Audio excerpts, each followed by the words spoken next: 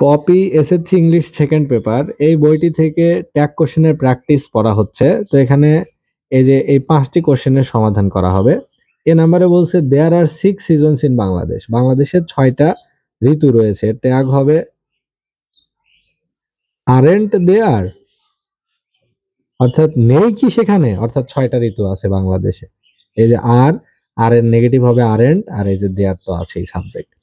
B নাম্বারে বলছে each season has its own features, প্রত্যেক ঋতুর রয়েছে নিজস্ব বৈশিষ্ট্য, নিজস্ব স্বকীয়তা, নিজস্ব কিছু গুণাগুণ।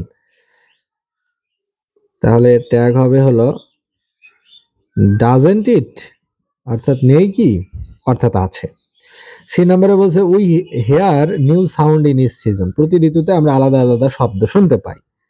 তাহলে এর ট্যাগ হবে ডন্ট উই, ডন্ট উই, কারণ এই যে হেয়ারের ভিতরে আছে ডু বা ডাজ, আর উই এর প্রোনাউন তো উই, ডন্ট উই।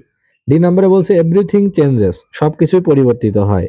তাহলে এর ট্যাগ হবে ডাজেন্ট ইট, অর্থাৎ পরিবর্তন হয় নাকি, কারণ এভরিথিং এর জন্য ইট, আর চেঞ্জেস থার্ড পারসন সিঙ্গুলার নাম্বারের জন্য এস বাই ইয়েস হয়েছে, তাহলে ডু বা ডাজ আছে। আর ইটের সাথে তো ডু যাবে না, ইটের সাথে যাবে ডাজ। আর যেহেতু স্টেটমেন্টটা পজিটিভে আছে, ইতিবাচক বাক্য, তাহলে এটাকে নেতিবাচক বা নেগেটিভ সেন্টেন্স করতে হবে।